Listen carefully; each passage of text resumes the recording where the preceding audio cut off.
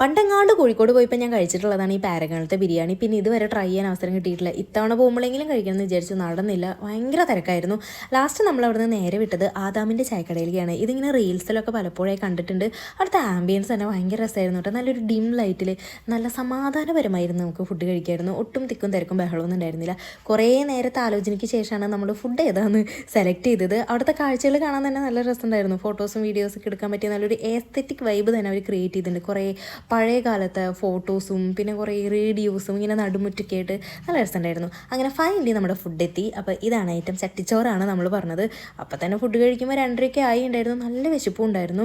ഒരുപാട് ഐറ്റംസ് ഉണ്ടായിരുന്നു കേട്ടോ. ചോറ്, കൂട്ടാൻ, ഉപ്പേരി, അച്ചാർ, ചമ്മന്തി, മീൻ വറുത്തത്, ചിക്കൻ ഫ്രൈ, പപ്പടം, അങ്ങനെ ഒരുപാട് ഐറ്റംസ് ഇത് കഴിച്ചപ്പോൾ തന്നെ വയറ് നിറഞ്ഞു. പിന്നെ ഒരു ഐറ്റം കൂടി നമ്മൾ ട്രൈ ചെയ്യാമെന്ന് കരുതി. ഈ ഒരു പൂരിയുടെ ഐറ്റം പറഞ്ഞു. അതിൻ്റെ കൂടെ ബീഫ് റോസ്റ്റും ഉണ്ടായിരുന്നു, പിന്നെ മുട്ട ഉണ്ടായിരുന്നു, ചിക്കൻ ഫ്രൈ ഉണ്ടായിരുന്നു. എന്തായാലും അടിപൊളിയാണ്. അപ്പോൾ എല്ലാവരും ഒന്ന് ട്രൈ ചെയ്ത് നോക്കൂ.